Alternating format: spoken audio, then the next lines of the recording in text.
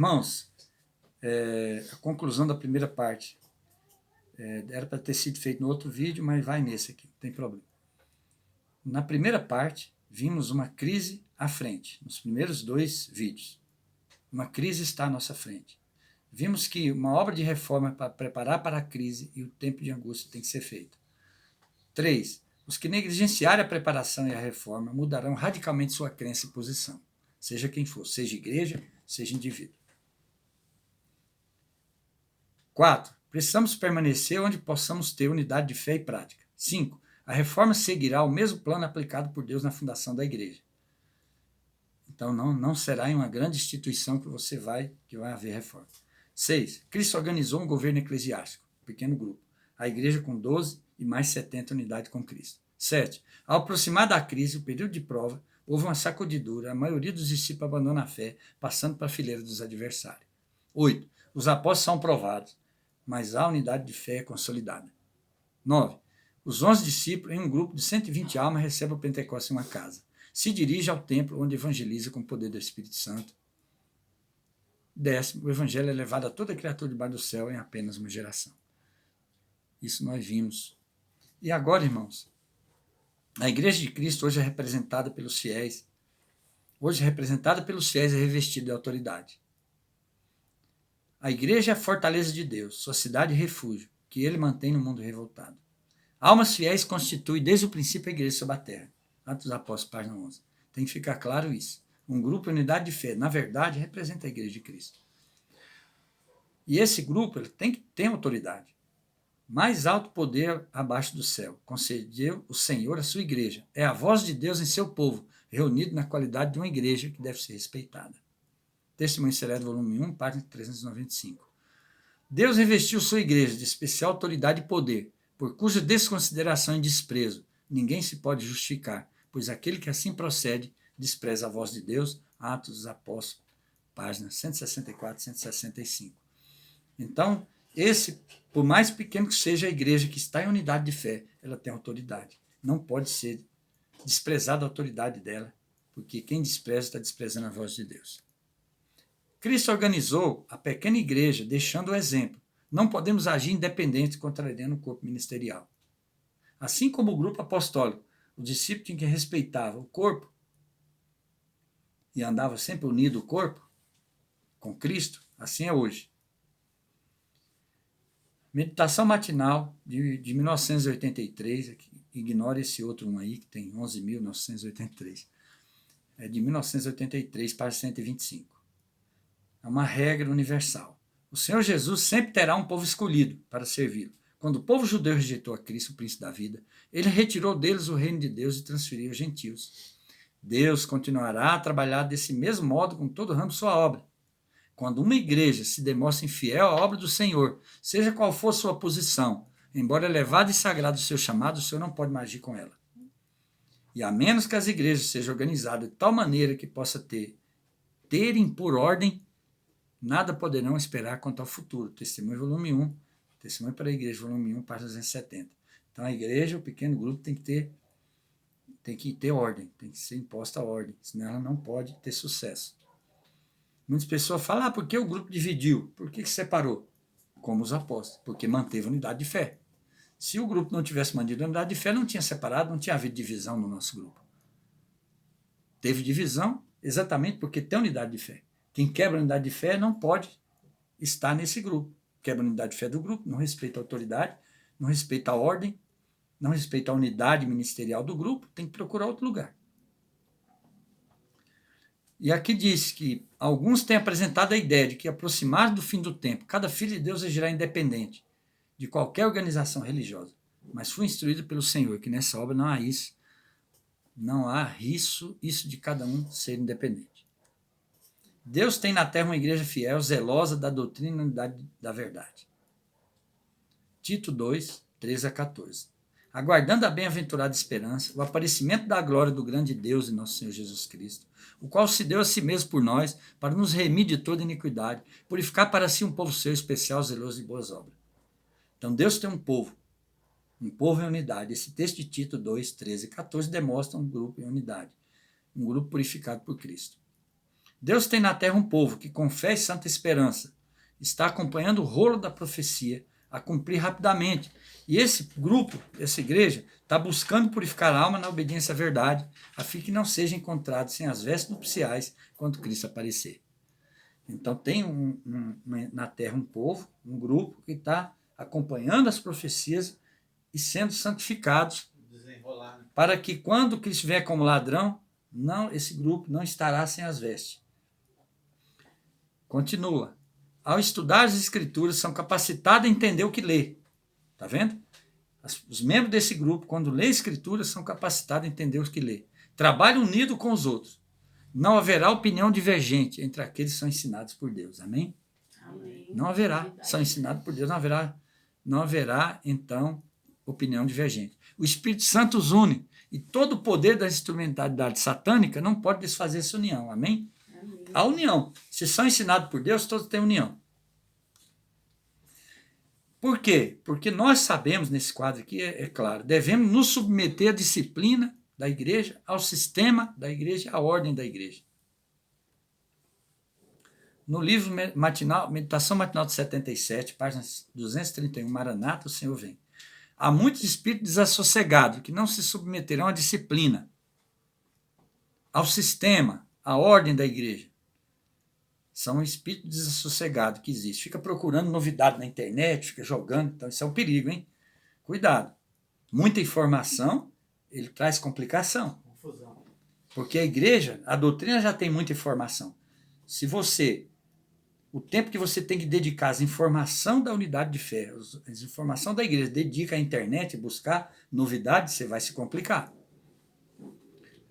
Essas pessoas que são desassossegadas, julgam que sua liberdade seria restringida, caso tivesse de pôr de parte o juízo próprio e submeter o juízo das pessoas de mais experiência. Não haverá progresso na obra de Deus, a menos que haja disposição de submeter, todos se submeter à ordem e expelir de suas reuniões o espírito negligente e desordenado. Desordenado é achar que posso crer assim, falar aquilo, tudo o que eu quero. As impressões e os sentimentos não são provas seguras de que uma pessoa esteja sendo dirigida pelo Senhor. Ah, mas eu sinto que é isso. Não. Tira esse negócio de sentimento, isso é perigoso. Se não estivermos apercebidos, Satanás dará sentimento e impressão. E você vai pensar que isso é Deus. Satanás põe sentimentos. Ah, isso aqui é o certo mesmo. Toma cuidado. Se a ovelha estiver fora do corpo, fora do grupo ali, a ovelha, o lobo engana, joga um ventinho de doutrina para ele, para arrancar ele do corpo. O que o inimigo quer é tirar a ovelha do meio do grupo. Porque se a ovelha está na unidade, no grupo, unido ao sistema e à ordem da igreja, a disciplina da igreja, ela está segura. Pode até doer, tem uns momentos. A gente é divertido, a gente é reprovado, a gente é disciplinado. Dói, mas a gente está seguro. É melhor sofrer seguro do que sofrer depois nas garras do inimigo. Então, o sentimento, as impressões não são guia seguro. O que é seguro? É se manter na disciplina, no sistema e na ordem da igreja. Ao participar de um grupo religioso que mantém a verdade, embora seja fraco e defeituoso no caráter, precisamos zelar pela unidade, jamais ser independente em nossas ideias, em nossas palavras, mas sempre nos submeter à decisão do corpo ministerial. Essa é a segurança. O Senhor Jesus se retirou da igreja judaica, apostólica, a igreja da profecia, para pregar sua mensagem de reforma. Desejado de todas as nações é um dos textos mais importantes que foi escrito no período após o grande conflito de Mineápolis. Então, ali os olhos da verdadeira maneira do Senhor Jesus trabalhar foi aberto. Página 209. Houvesse os guias de Israel recebido a Cristo, eles os teriam honrado como mensageiros seus, para levar o evangelho ao mundo. Foi-lhes dada primeiramente a eles, os guias de Israel, a oportunidade de se tornar alto do reino da graça de Deus. Mas Israel não conheceu o quê? O tempo da sua visitação. Não estudou as profecias para entender o tempo profético. Ficou ensinando falsas profecias para o povo de Deus. Os ciúmes e desconfiança do chefe judaico maturaram em ordem aberta, e o coração do povo se desviou de Jesus. O sinédrio rejeitaram a mensagem de Cristo, que é a conferência geral. intentava matá-lo. Portanto, Jesus partiu de Jerusalém, afastou do sacerdote, do templo, dos guias religiosos, do povo que foi instruído na lei, se afastou deles e voltou para outra classe, para proclamar sua mensagem, remir os que haviam de levar o evangelho a todas as nações. Então ele se afastou da igreja judaica, desejado para 209. E após o batismo dele, ele agora reúne um grupo separado, para preparar esse grupo para dar o evangelho. Poucos agem como Cristo, que se retirou da igreja judaica para viver a unidade de fé com seus apóstolos. As pessoas estão numa igreja que tem muitas verdades, mas não tem todas as verdades. E elas não têm esse espírito de Cristo. Eu não posso ficar aqui. Cristo separou da igreja da profecia. E aqui tem um exemplo, tem uma advertência terrível, tremenda, para todo membro de igreja, que ouve uma mensagem que a igreja não tem e não procura estar no lugar que possa obedecer. Se agarra à igreja, se agarra à instituição. Olha a advertência. Frequentemente tem repetido a história da retirada de Cristo da Judéia. Judéia é a região da capital de Jerusalém. Quando os reformadores pregavam a palavra de Deus, não tinha ideia alguma de separar da igreja estabelecida. Os guias religiosos, porém, não toleravam a luz, e os que a conduziam eram forçados a buscar outra classe, a qual estava ansiosa da verdade. Está vendo? Eles tinham que separar da igreja. Em nossos dias, pouco dos professos seguidores da reforma são atuados pelo espírito da mesma. A pessoa até diz que segue a verdade, mas não tem esse espírito de liberdade, de se libertar do erro. Poucos estão à escuta da voz de Deus e pronto a aceitar a verdade, seja qual for a maneira que se apresente. Muitas vezes, os que seguem os passos dos reformadores são forçados a retirar da igreja que ama, a fim de declarar o positivo ensino da palavra de Deus. E muitas vezes, os que estão à procura da luz são, pelos mesmos ensinos, obrigados a deixar a igreja de seus pais a fim de prestar obediência. Desejar tuas ações, parte 210. Então, poucos agem como Cristo. Poucos deixam o arraial como Cristo, né? Poucos seguem Cristo. Mas tem um grupo que segue Cristo para onde quer que vai. Teve um grupo de apóstolos que Cristo saiu da Judaica, ele sairá atrás. Seguir o Cordeiro para onde quer que ia. Para seguir o Cordeiro no céu, para onde quer que vai, tem que seguir o Cordeiro na terra. Cristo não tem compromisso com a igreja que não tem unidade de fé, na verdade. Jesus Cristo fundou sua igreja como um grupo organizado para ter unidade de fé. Um dos requisitos para receber o poder do Espírito Santo do Pentecostes. Agora na Serôdia. Diz o texto do Atos dos Apóstolos, página 20. Para conduzir com êxito a obra para a qual havia sido chamado, esses homens, diferindo em caracteres naturais e hábitos de vida, eles eram diferentes nas particularidades, necessitavam chegar à unidade de sentimento. Ele sentia necessidade de ter unidade de sentimento, de pensamento e também de ação, maneira de agir. Essa unidade Cristo tinha por objetivo assegurar. Amém? E aqui tem uma advertência para a igreja da profecia hoje. Mesmo os adventistas do sétimo dia correm o perigo de fechar os olhos à verdade, como ela é em Jesus. Porque contradiz algo que eles supõem ser verdade, mas que o Espírito Santo ensina não ser.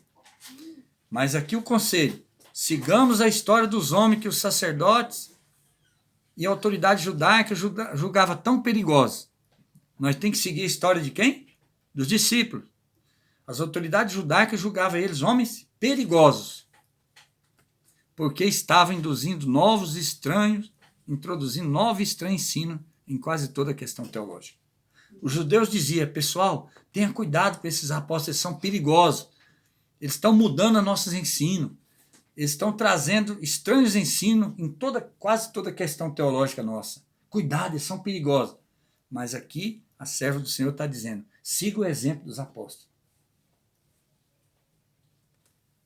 Necessitamos, irmãos, manter unidade de fé, em especial antes da crise. É fundamental. Avizinhamos de um tempo que, mais do que nunca, precisamos unir, trabalhar juntos. A força na união, na discórdia e desunião, a fraqueza, só a fraqueza. Nunca foi desígnio de Deus que um homem, ou 4 ou 20, tomasse nas mãos uma obra importante e levasse avante independente dos outros obreiros da causa. Deus quer que seu povo se aconselhe junto para ser igreja unida, em todo perfeito em Cristo. Nenhum grupo deve formar uma sociedade e dizer: vamos tomar esse trabalho e levar avante. Isso é a voz de Satanás, não de Deus. Não sigais tais sugestão. Essa é uma regra para a igreja de Deus. A igreja que está ensinando todas as verdades. Às vezes um grupo de pessoas fala: não concordo com o pastor Zimar, com o pastor Antônio Carlos. Eu acho que o trabalho tem que ser feito assim. Vou entrar no grupo da internet, que tem um trabalho muito bom, vou trabalhar com eles. Está correto isso? A pessoa que está ligada em grupo de internet, que nem a igreja sabe o que é que esses grupos fazem, que a direção da igreja não conhece, está em perigo, fica alimentando de doutrinas estranhas. Só que ela acha, o sentimento dela, a razão dela, acha que é correto. Mas ela não levou para a liderança. Ou será que esse aqui é bom eu participar? Então ela fica fazendo um trabalho à parte. É isso que está divertindo aqui. O povo de Deus unido vencerá. Os inimigos de Deus se unirão contra Deus e seus fiéis. Os inimigos de Deus estão se unindo. O movimento ecumênico está em pleno andamento. Está bem adiantado. E agora o povo de Deus precisa se unir em uma verdade. Meditação matinal de 77, página 185. Ao aproximar-nos da última crise, é de vital importância que exista entre as instrumentalidades do Senhor harmonia e união. O poder papal, o povo se unirá para opor-se a Deus na pessoa de suas testemunhas. Então, irmãos, o inimigo está se unindo às pessoas. Antes da crise, a igreja tem que estar unida em torno de uma verdade. Na igreja verdadeira, na igreja das 10 virgens, Deus não guia um indivíduo com opinião divergente do corpo de crentes. Diz o texto, Testemunho para Ministro e Obreiro Evangélico, página 29, adiante. Se alguém forma seu próprio conceito no tocante à verdade bíblica, sem atender à opinião dos seus irmãos, afirmando ser seu direito de crer e falar o que aprouver, sem atentar para a fé comum, onde estará aquela concórdia que existia entre Cristo e seu Pai? Aí é 29 e 30, viu, irmãos, a página. Alguém formar um conceito pessoal do que é verdade e dizer eu posso crer e falar o que eu quero. Como é que entra a união, a unidade pelo qual Cristo orou? A oração mais longa de Cristo foi para a igreja, o corpo de Cristo na terra, ter unidade. Para que exista essa unidade, diferença de opinião deve ser evitada, para que todos possam se unir em um só corpo. É uma questão de disciplina. Todos nós somos tendenciosos a buscar informação aí fora, na internet, não sei onde, conversa com uma pessoa e quer impor aquela opinião. Porque o sentimento dela, a razão dela, o inimigo coloca na cabeça dela, tem que ser falado isso. E ela agora apresenta divergência de opinião, mas que diz que tem que ser evitado. Jesus determinou que a fé de seu povo seja uma. Ser uma. Se uma pessoa sai pregando uma coisa e outra uma coisa diferente, como pode alguém crer que a palavra seja uma só? Haverá diferença de opinião e o que ocorrerá? Ele não utiliza indivíduo de fé, opinião diferente e parecer diferente do corpo.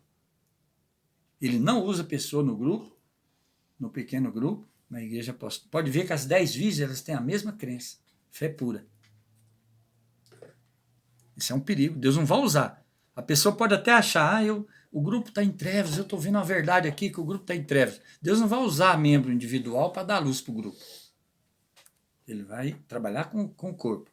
Deus não dá a um homem luz contrária à fé do corpo de crentes. O primeiro texto aqui diz, Deus não esqueceu do seu povo. Não dá a um homem uma luz contrária à estabelecida fé do corpo de crente. Em toda reforma, surgiram homens pretendendo isso.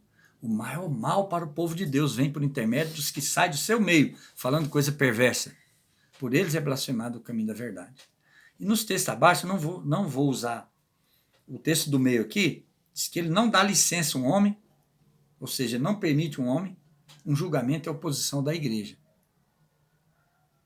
Eu até vou ler o texto completo. A palavra de Deus não dá licença que um homem ponha seu julgamento em oposição da igreja. Nem lhe é permitido insistir com suas opiniões contrariamente à dela. Caso não houvesse disciplina e governo eclesiástico, a igreja se desfacilaria, não poderia manter unida como corpo. E o conselho finaliza assim: precisamos agir discretamente, ajuizadamente, em harmonia com o juízo de conselheiros, temente a Deus. Nós temos que agir discreto, ajuizadamente em harmonia com quem? Com conselheiros, o quê? Tementes a Deus. Pois nesse procedimento só está a nossa segurança e a nossa força. De outro modo, Deus não pode operar conosco, por meio de nós, em nosso favor. Então, se nós não agir assim, Deus não vai agir por nós, nem conosco, nem em nosso favor. Se a gente achar que pode pregar o que quer. Tem que ter unidade com o corpo. Podemos estar unidos onde não existe unidade de fé na verdade? O texto aqui de Romanos 16 e 17 deixa bem claro. Aqui fala da doutrina do ósculo santo, o beijo santo na face. Saudai-vos uns aos outros com santo ósculo. As igrejas de Cristo vos saúdam. E rogo-vos, irmãos, que noteis os que promovem dissensão e escândalo contra a doutrina que aprendeste. Desviai-vos deles. Se a pessoa escandaliza contra a doutrina bíblica, no caso aqui o ósculo santo, mas qualquer outra, escandaliza, acho que não deve saudar e quer insistir nisso, então tem que se afastar dessa pessoa. Por quê? Todo aquele que prevarica, não persevera na doutrina de Cristo, não tem Deus. Quem persevera na doutrina de Cristo, esse tanto tem o Pai como o Filho. Se alguém vem ter convosco não traz essa doutrina, não recebais em casa, nem tampouco o saudeis. E Meditação Matinal de 83, olhando para o alto, página 82, diz: não pode haver unidade entre a verdade e o erro. Onde é que nós podemos ter unidade de fé? Num grupo, numa igreja que tem plena unidade de fé. Uma igreja que um pastor prega uma coisa de um jeito, outro prega do outro, os membros pregam de outro, não tem unidade de fé. Qual deve ser a atitude de todos os que querem estar em unidade de fé antes da crise? Qual a atitude de quem quer ter unidade de fé antes da crise? Hebreus 13. Saiamos, pois, a ele fora do arraial, levando seu vitupério. Arraial é a igreja. Assim como ele saiu da igreja, saia também. Ele saiu da igreja porque não tinha unidade de fé. Ah, mas eu posso ser fiel numa igreja? A igreja tem muita coisa errada, mas eu vou ser correto, eu vou viver a verdade. Será que a palavra de Deus, nos textos anteriores, está demonstrando que pode? O texto anterior diz que você tem que afastar da pessoa que não saudar com o ósculo santo.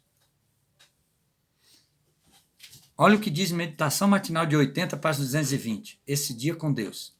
Nas representações que o Senhor me tem dado, tenho visto os que seguem seus próprios desejos, deturpando a verdade, oprimindo seus irmãos, pondo dificuldade diante deles. Porque a pessoa quer pregar a verdade e, como a maioria da igreja não prega, eles põem dificuldade.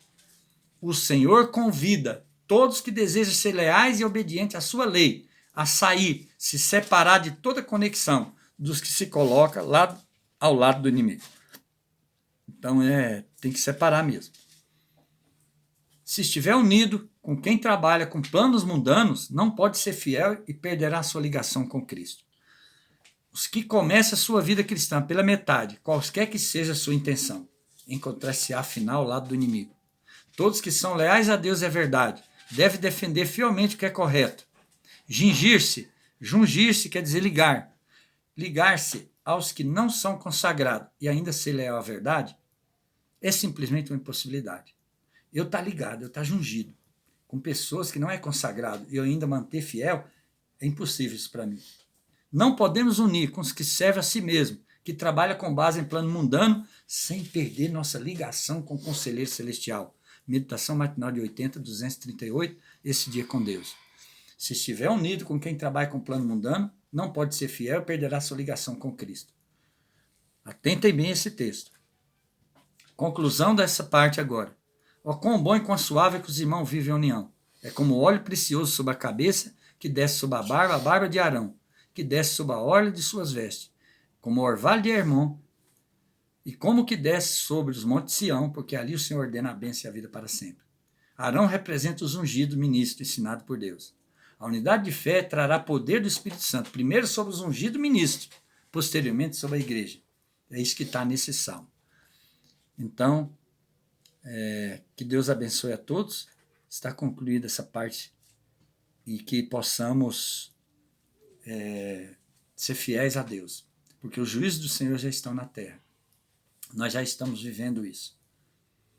Então, Deus abençoe a todos e que sigamos firmes buscando estar no lugar que possa ter unidade, que todos falem a mesma coisa e advertir a pessoa no grupo que queira expressar opinião divergente do corpo, porque Cristo não guia.